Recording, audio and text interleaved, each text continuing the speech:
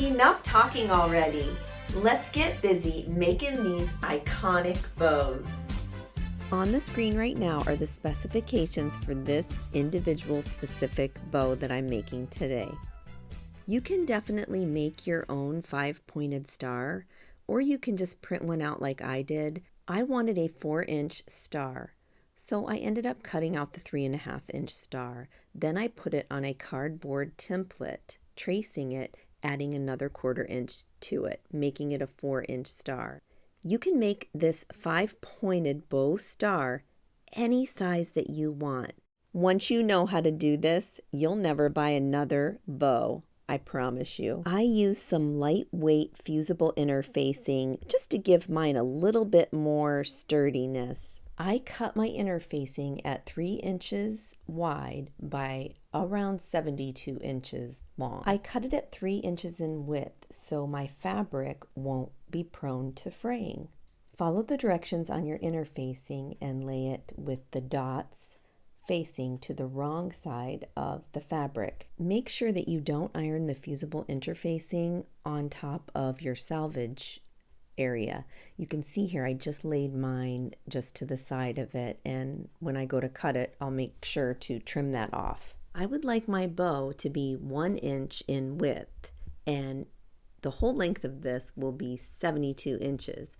So here I'm just going to cut off the selvage, and then I'm going to cut off 2 inches, and then I'm going to take that 2 inches and cut that in half. Take those 2 strips and connect them by adding right sides together and sewing a 1/4 inch just straight across the seam, connecting them. Open that seam where you connected the 2 strips and iron that open nice and flat. Be sure to press both sides. Take 2 pieces with your fabric and interfacing fused on the back at 1 inch in width and 4 inches in length. Those are for the center of our bow. You can pre-sew them like I did on the sewing machine so they're already connected, so they'll be a little bit easier to sew into our bow. Take one end of your bow and fold it into an awareness bow. Just like you see here, it's just a crisscross with a loop at the end. I had no idea there were so many different awareness ribbons. Did you? Check them out. Take your 4-inch cardboard template and stick one of the star points up into the awareness bow, just straight up. Every time we cross over into another awareness ribbon, we're going to cross over in the very center. So make sure that every time you pull your ribbon that it goes over the center area. To keep things straight, we're going to make sure that every time we take that ribbon and put it around a star point, it's always going to be the star point that's at the bottom left, just like right here. You wrap it around that star point and lift it up, crisscrossing up through the middle. Then we're going to turn it right to where the bottom of that tail is so that our left star point is right there on the bottom left again.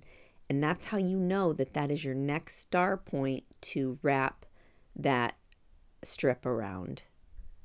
The whole time you're wrapping around the star points, you're also holding with your left hand in the middle with your thumb on the one side and then your fingers on the other. So you're holding everything down. So here we've just turned it. Now I'm going to wrap it around that bottom left star point, lift it up through the middle, turn it clockwise until you find the tail at the bottom left star point. And make sure that it was in the center, that you pulled it down in the middle. Wrap it around that star point. You see how it's in the middle and it goes straight up. Then we're going to turn it clockwise again. And the bottom left star point we're going to wrap. And these wrap around each star point about 3 times with the size strip length that we're using today. A tip to let you know that you're on the right track so far with the star points are that you can see the pretty side of the fabric at all times that you're looking at right here. You could also use any ribbon that you might have on hand, you know, in any color scheme really. It could be for a birthday or whatever. and it just makes a really cute, iconic star bow. I was even thinking you could take some of your fabric and make a bunch of these bows in the color scheme of your Christmas tree decorations, and you could put these iconic star bows all over your tree.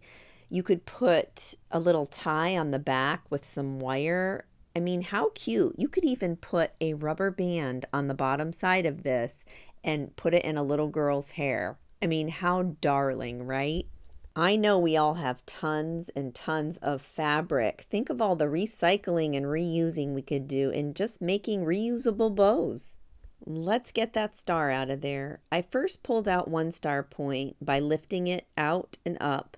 And then after a couple of them, I'm able to put my fingers together and hold the middle and then pull the rest of the star right out. So this is what the back looks like after all that work that we just did. And here I just popped a pin right in the center down through my wool mat, and it helps keep things steady and stable. Now it's time to separate all of the star points. Each one should have 3 in them, just like that. And here I'm just using my little tweezers to help get in there and pull them out from each other. And this pin comes in really handy because if you watch right here, after I pull this one out of here, I twist the entire bow right there. So I'm able to reach and get to the next star point to get it all out. So when you get all of them out from their nesting spots, you'll have something that looks like this. Now if you watch here, I'm going to take and twist it a little bit to tweak it.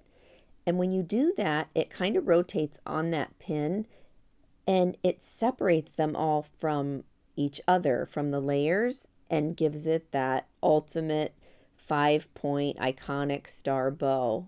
I mean, it's just darling. Before I hand stitch this all together, I'm just pinning in those 2 loops right there just to give you an idea of how cute this is going to look. Here's the back right here. I mean, it even looks great from the back. And again, you can add the wire or you can add a little rubber band at this point. Now it's time to get out my favorite thing to do in the whole wide world, and that is to get out my needle and my thread and hand sew all of the layers together. Oh yeah, I hate hand sewing, but it's got to be done. I pushed my needle in from the top side with the knot in it so that the knot was inside of the bow itself, and then I brought it out the back and just weaved it in and out a few times before I incorporated the 2 tiny loops that go in the center on the top side. And then I just hand sewed those 2 small loops into the top, incorporating it all together, and then I tied it off with a knot in the back. In the end, it spanned a little over 4 inches, probably 4¼ inches or so, because of all of the puffed up fabric and such.